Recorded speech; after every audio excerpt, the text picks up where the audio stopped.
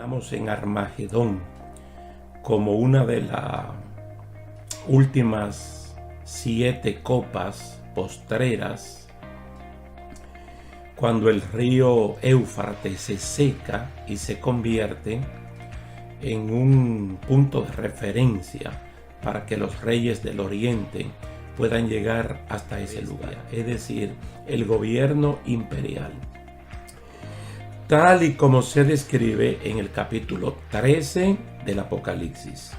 La bestia que sube del abismo, que tiene 7 cabezas, 10 cuernos, 10 diademas, y a este sistema el diablo, que es el dragón, le da trono, poder y autoridad. Se resaltan 3 cosas de este sistema religioso visto como una ciudad. Número 1, todas las naciones de la tierra han sido contaminadas con las acciones de esta ciudad. Es bueno que quede claro que está hablando de todas, sin exceptuar a ninguna. Pues esta mujer estaba adornada de oro, de piedras preciosas y de perlas. Y tenía en las manos un cáliz de oro lleno de abominaciones y de la inmundicia de su fornicación, sus asquerosidades. Y en su frente un nombre escrito, un misterio: Babilonia la Grande, la madre de las rameras y de las abominaciones de la tierra. Ustedes pueden...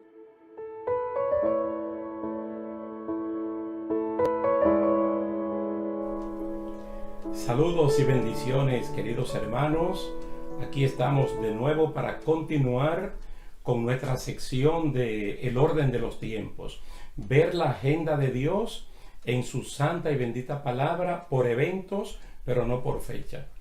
Yo sé que anteriormente quedamos en el punto de Armagedón como para continuar ahora, pero todavía no vamos a tocar ese tema porque dentro del gobierno del anticristo de 7 años ocurren tantas cosas que no la podemos pasar por alto.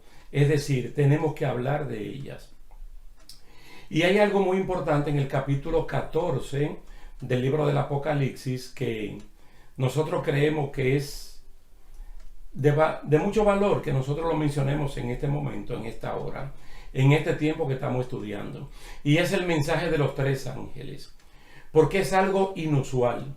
Aunque los ángeles siempre han tenido participación activa desde la misma creación del hombre en el huerto del Edén, como lo explica muy bien el capítulo 28 de Ezequiel, hasta el libro mismo de Apocalipsis, que es donde nosotros vemos una manifestación más grande de ángeles trabajando en todo el sentido de la palabra, desde el principio hasta el final.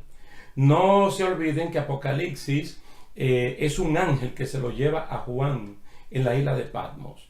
El orden del libro de Apocalipsis es el siguiente: la revelación de Dios, que Dios se la dio a Jesucristo, y Jesucristo llamó a su ángel y lo comisionó para que le lleve esto a Juan, y Juan entonces distribuirlo a las 7 iglesias en Asia Menor, en la Turquía moderna.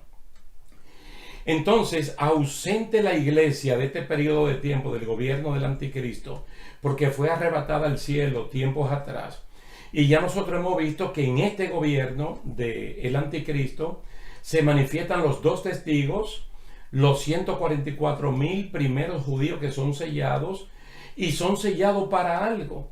Primero, para que los juicios de Dios no le caigan y ellos puedan cumplir una misión. Y honestamente hablando, muchas personas que se quedan en el arrebatamiento y que entonces entienden que fue Dios y entonces responden ahora a una conversión más sólida, más lo mismo que se van convirtiendo. El capítulo 7 habla de una multitud que no se puede contar de lo que han salido del periodo de la gran tribulación. Ahora vemos que dentro de la misión de Dios está enviar estos ángeles. Vamos a ver el primero en Apocalipsis capítulo 14, versos 6 y 7. Mire cómo lo presenta Juan, porque él lo nota de manera muy espectacular. Vi volar por medio del cielo a otro ángel que tenía el evangelio eterno para predicarlo a los moradores de la tierra, a toda nación, tribu, lengua y pueblo. Me voy a detener ahí en el versículo número 6 antes de leer el 7, porque de este ángel nada más se habla en esos 2 versículos. Fíjese cuál es la misión de este ángel. es predicar el evangelio a todos los moradores de la tierra. Y como si eso no fuera suficiente, decir todos los moradores de la tierra, entonces te dice a toda nación, a toda tribu, lengua y pueblo. Es decir, todas las nomenclaturas posibles que puedan definir la asociación de seres humanos, por pequeños que sean hasta grandes ciudades, la misión de este ángel es predicar el evangelio. Pero aquí mismo te está hablando del evangelio eterno. Porque según Gálatas capítulo 1, versículos 6 al 8, hay un solo evangelio. Lo que pasa es que el único evangelio que hay quiere ser pervertido por gente mala. Y por eso que hay tanta vertiente del evangelio y hay tanta persona blasfemando el nombre de Dios por, entre comillas, los malos evangelios que se están predicando y mucha gente viviendo. Pero el evangelio de Dios es uno y es eterno. Y Juan nota que este ángel sale a predicar el evangelio eterno. Y uno se puede preguntar en qué consiste el evangelio eterno y su predicación. Bueno, el versículo 7 claramente dice qué es lo que este ángel dice en alta voz. Temed a Dios y dadle gloria. Fíjese dónde que está el fundamento de lo que es el evangelio. Porque nosotros lo definimos gratamente de la palabra evangelion en el griego como buenas nuevas de salvación. Y eso es el evangelio que se está predicando desde Génesis capítulo 3, cuando nuestros primeros padres cayeron y el Señor lo fue a levantar con palabra de bendición sustentada en aquel descendiente de la mujer, hablando de Jesucristo, el libertador de la raza caída. Entonces aquí habla de temed a Dios y dadle gloria. En eso consiste el temor reverente a Dios, que es el equivalente de la respuesta humana a la iniciativa de Dios. Todo ser humano debe temer a Dios. ¿Por qué? Porque según el Sermón del Monte, a Dios tenemos que temerle porque es el único que tiene poder para matar el cuerpo y echar el alma en el infierno. Y allí dice que no le tema a ningún estado de poder, que no le tema al ser humano, que no le tema a nadie, que no le tema al diablo, que no le tema a los demonios. Porque todos estos poderes lo único que pueden hacer es matar el cuerpo y más nada. Pero también dice que a Dios hay que darle gloria. El capítulo 1 de la carta a los Romanos, a partir del verso 17, te explica una de las razones por la cual la generación antediluviana fracasó. Y fue que no reconoció a Dios como a Dios, no lo reconoció como el creador, pero que tampoco le dio ni gracias ni gloria. Y ellos entenebrecieron su razonamiento, incluso se autoglorificaron ellos mismos y glorificaron las cosas que Dios había hecho. Tú ves que todo cristiano humilde, nacido de nuevo, ¿qué es lo que hace? Que le teme a Dios y le da gloria a Dios. Mire, porque la hora de su juicio ha llegado.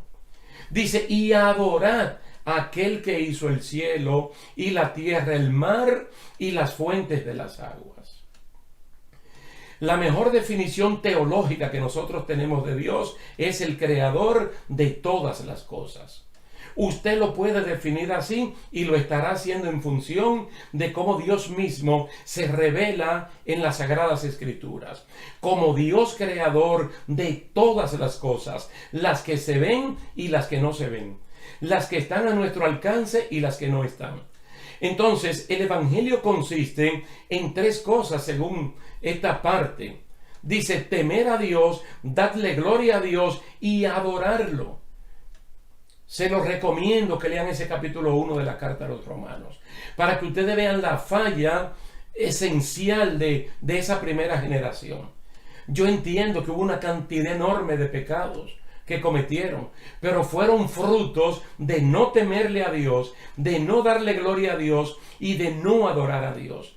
Ahora, ¿qué hace este ángel en la posteridad del gobierno del anticristo?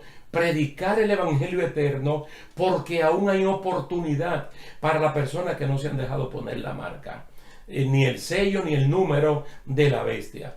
Entonces es muy importante que nosotros tengamos esto en cuenta, porque según Mateo capítulo 24, la última instancia que Dios va a usar para salvar es la predicación del Evangelio. Y cuando se agote esa iniciativa de Dios, entonces que viene el fin de todas las cosas. Entonces temer, adorar y glorificar a Dios, porque ante Él hay que dar cuentas y porque Él merece la gloria debido a que Él hizo el cielo, hizo la tierra, hizo los mares. Este mensaje es radical porque manda a todo el mundo a arrepentirse, a adorar solo a Dios y en ese contexto no a la bestia. Y no adorar absolutamente nada que no sea Dios, porque es idolatría. Y la idolatría es una falsa adoración. Solo tenemos que adorar a Dios Todopoderoso, que es el creador de todas las cosas. Pero no adorar a Dios a través de lo que Él ha creado. No, eso es idolatría, sino adorarlo directamente.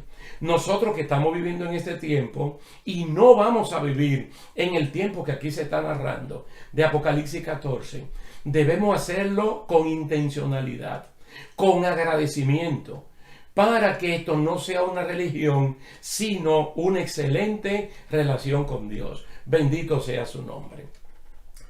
Vamos a ver el mensaje número 2, que ocupa un solo versículo, el versículo 8. Caída del sistema religioso imperante.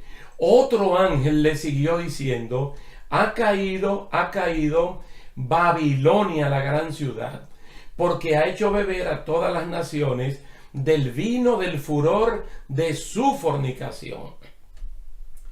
No olviden que anteriormente nosotros hablamos de ese sistema religioso representado en Apocalipsis 17 por una mujer y Apocalipsis 18 por una ciudad, pero está hablando del mismo sistema. Hay una globalización de iglesias cuyo objetivo es darle adoración y glorificación al enemigo de la justicia enquistado en la persona del anticristo. Entonces, la práctica de la prostitución religiosa consiste en contaminar a todo el que duerme con el sistema político religioso imperante en ese contexto, y que actualmente está, y que no es nuevo, hermanos, porque yo le mencioné que en el libro de Daniel uno comienza a ver eso, sin hablar de Babel, Génesis capítulo 11. Pero Daniel, cuando este rey Nabucodonosor manda construir una estatua bastante alta representándose a sí mismo y trayendo la orquesta sinfónica imperial para que al sonar de la trompeta y de todos los instrumentos de música, la población general adore. Tú sabes que siempre hay personas que no lo van a hacer. Los Sadrach, Mesach y Abednego somos la persona de este tiempo que no vamos a adorar este sistema. Que nosotros tenemos una misión que es adorar a Dios, temerle a Dios y darle gracias en todo y por todo. Y sabemos que la asociación con el mundo, como está en Santiago capítulo 4, la relación con el mundo nos puede convertir en enemigos de Dios. Y esto es muy peligroso. Ese sistema imperante representado por una ciudad con la cual todos los reyes de la tierra han fornicado y los moradores de la tierra, en ella se halla la sangre de los profetas, de los santos y de todos los que habían sido muertos sobre la tierra. Tú ves que es un sistema antiquísimo. Tal vez su origen es Génesis capítulo 11, pero tal vez viene desde antes del gran diluvio. Representado como mujer que se embriaga, que fornica con todo el mundo. Pero no se embriaga de vino, sino que se embriaga de la sangre de los santos y de la sangre de los testigos de Jesús, es decir, de los mártires. Este segundo ángel de Apocalipsis capítulo 14, verso 8, dice que ella enseña a todos los países a pecar y a obedecer a dioses falsos. La religión es como un asunto de moda, pero sigue siendo ella misma. Tú sabes que va cambiando la cara, pero es exactamente lo mismo. Y ese modelo que hay de una señora con un niño en las manos y un caballero al lado, eso no es de 2000 años para acá. En el libro de Jeremías se habla de eso. Y la gran Babilonia de Génesis capítulo 11 es lo mismo. Y la gran idolatría que hay desde los capítulos 5, 6, 7 de Génesis es exactamente lo mismo. Una desviación para que el ser humano, en vez de adorar y glorificar única y exclusivamente a Dios, lo hagan a criaturas que Dios creó, y de esta manera uno crea que lo está haciendo bien, pero es una falsa adoración a Dios, la idolatría. Entonces lo está diciendo, no comete el error de ligarse con el mundo. Cuando estamos hablando del mundo, estamos hablando de lo que dice Primera de Juan capítulo 2. La vanagloria de la vida, la vanagloria de los ojos, la vanagloria de la carne, porque todo eso pasa. No está hablando del mundo creativo de Dios, de las cosas buenas que Dios ha hecho. Está hablando de la maldad, está hablando del pecado, cosa que el cristiano tiene que resistir. Porque es que Cristo viene por segunda vez, pero viene a buscar a los que le esperan. Y los que esperan a Cristo se purifican y se santifican como Él es santo. Vamos a ver el tercer ángel, que es muy importante, y aquí es que vamos a agotar tal vez un poquito más de tiempo, porque ustedes se van a dar cuenta de una vez que estos tres ángeles están cumpliendo su misión en el gobierno del anticristo, y no ahora y tampoco después. Vamos a verlo, el capítulo 14, versículos 9 al 12. Dice, y el tercer ángel los siguió, al 1 y al 2, diciendo a gran voz, si alguno adora a la bestia y a su imagen y recibe la marca en su frente o en su mano, preste atención, dice, él también beberá del vino de la ira de Dios, que ha sido vaciado puro en el cáliz de su ira, y será atormentado con fuego y azufre delante de los santos ángeles y del Cordero. Y el humo de su tormento sube por los siglos de los siglos, y no tienen reposo de día ni de noche los que adoran a la bestia y a su imagen, ni nadie que reciba la marca de su nombre. Aquí está la paciencia de los santos y de los que guardan los mandamientos de Dios y la fe de Jesucristo. Yo he dicho en varias ocasiones que soy un apasionado del libro de Apocalipsis, porque personalmente yo creo que es un libro muy, pero muy evangelístico, del cual deberíamos estar predicando, tal vez no todos los domingos, pero con mucha frecuencia. Fíjense cuántos pastores predican, por ejemplo, de Apocalipsis 14, 9 y 12. Cuántos predicadores asiduamente toman el mensaje de este ángel para predicarlo en el momento que nosotros estamos viviendo. Mire cuál es la advertencia en ese contexto. Si alguno adora a la bestia y a su imagen y recibe la marca en su frente o en su mano, él va a beber del vino de la ira de Dios.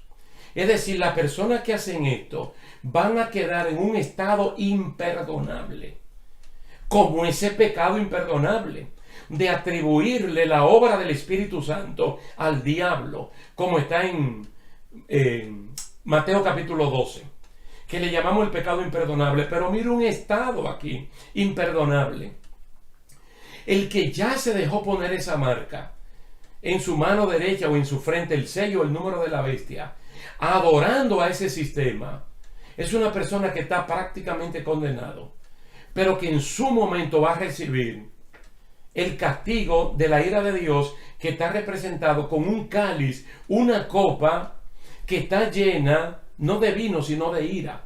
Pero miren, hermano, lo que hay que tenerle cuidado, aquí está hablando puro. Tú sabes que cuando está hablando de la ira de Dios pura, es una ira que ya no admite misericordia, que ya no admite clemencia, sino que dentro de la justicia que Dios demanda, este es el momento de castigar. Pero este es el castigo mientras ellos estén aquí en la tierra, viviendo durante el gobierno del anticristo. Y después de eso dice, y será atormentado con fuego y azufre delante de los santos ángeles y del Cordero. Pero no es por un día ni por una semana, no es por una temporada. El versículo 11 dice, y el humo de su tormento sube por los siglos de los siglos, eternamente y para siempre. Que es lo que posteriormente vamos a ver en esta serie de estudios bíblicos, lo que se llama la muerte segunda, que es la separación permanente de Dios y estas criaturas que no le obedecieron. Dice, no hay descanso, no tienen reposo, ni de día ni de noche, lo que adoran a la bestia y a su imagen, y que recibieron la marca de su nombre. Por el contrario, para el creyente de ahora y para el creyente de ese tiempo, que están siendo perseguidos por el mismo anticristo, ¿sabe dónde está la victoria grande? La paciencia de los santos. Y tú sabes lo que hacen los santos pacientes, que guardan los mandamientos de Dios y la fe de Jesús. En aquel tiempo hay que hacerlo, pero vehementemente más en este momento. Mira, los que guardan los mandamientos de Dios y la fe de Jesús no adoran a la bestia. No se dejan poner su sello. Por el contrario, tienen paciencia y guardan los mandamientos de Dios y la fe de Jesucristo. Yo quiero hacer como darle un poquito para atrás al capítulo 2 del libro de Apocalipsis, solo para que recordemos lo que estuvo pasando en la iglesia de Pérgamo y en la misma iglesia de Tiatira. Por lo menos en Pérgamo, cuando mataron a Antipas, el testigo fiel, los creyentes de ahí, ellos no recularon. Ellos no negaron al Señor. Como quien dice que la muerte de Antipas le daba razón para hacerlo. Porque así como mataron a Antipas, un testigo fiel lo podían matar a ellos. Pero ¿qué hicieron ellos? No negaron la fe y ellos tampoco negaron a Jesucristo como su Señor y Salvador. Entonces, estos creyentes que van a vivir en ese tiempo, dice que mediante la paciencia, ellos van a guardar. Pero van a estar sostenidos en dos cosas: sobre la fe y también guardando los mandamientos de Dios. Esta gran advertencia de no adorar a la bestia y no dejarse poner el sello no es un juego. Adorar a la bestia y recibir su sello es perderse para siempre y ser atormentado con fuego y azufre y no tener reposo ni de día ni de noche. Entiendan un poquito, dándole para atrás y yendo al capítulo 13, donde por primera y única vez allí es que aparece el falso profeta promoviendo que los moradores de la tierra tengan un sistema que para comprar y vender tengan que accesar a estos medios, a un sello, a una marca o a un número del anticristo en la mano derecha o en la frente. No es simplemente un asunto mercantil. Hay algo más grande detrás de eso, que implica adorar y glorificar al anticristo. No es que la persona se pone ese sello, se pone esa marca y ya no. Eso es solamente el esquema, la apariencia, pero en el fondo hay un compromiso grande en estas personas que tienen que adorar y glorificar al anticristo. Lo que implica es que se van a perder eternamente y para siempre. El doctor Samuel Pagán, que también es un acucioso escritor, no solamente un biblista, un traductor, uno de sus libros que se titula Apocalipsis, una lectura eficaz, él habla allí trayendo al presente que el sistema de la bestia es un sistema que está actualmente y que el creyente no puede rendirse adorándolo y glorificándolo, porque hasta cierto punto es como dejarse poner esta marca que lo define como alguien que ya no es de Dios sino del mundo. No olviden que los que somos creyentes, los que somos de Dios, tenemos un sello. Y dice que Dios conoce a los que son suyos. Y tienen un sello que dice que se apartan del mal los que son de Dios e invocan su nombre. Oye, en las buenas y en las malas, invocan su nombre porque el sello y garantía nuestro es la presencia del Espíritu Santo. Y damos gracias a Dios y gloria a Dios porque nos dio las arras, las garantías de que cuando estamos bien bajo, emocional o espiritualmente, tenemos a alguien que nos levanta, que nos toma por la mano y nos conduce y nos dice que escapemos de esta perversa generación. Entonces es el sello que tenemos que cuidar. Ya nosotros vimos, y tal vez nos dé tiempo después a ver cómo hay demonios en ese tiempo que solo atacan a los que tienen este sello de la bestia en su frente o en su mano derecha, y que no lo hacen con aquellos que tienen el sello de Dios en su frente, porque claramente establece la palabra de Dios que en el mundo espiritual hay identidad y que los demonios saben quiénes somos nosotros. Pero como nosotros no los vemos a ellos, según el capítulo 6 de la carta a los Efesios, el esquema del diablo, lo que se llama acechanza del diablo, es un enemigo que él nos ve a nosotros, pero nosotros no lo vemos a él. Entonces nos vestimos con toda la armadura de Dios para resistir en el día malo. Y después que hemos ganado la victoria, nos quedamos firmes, dándole gracias a Dios por la siguiente batalla. Vamos a detenernos hasta aquí, dándole las gracias, la gloria y la honra a Dios y a cada uno de ustedes por la atención prestada, rogando que tengamos la oportunidad de seguir más adelante con el punto que continúa. Dios le bendiga, Dios le guarde y hasta la próxima.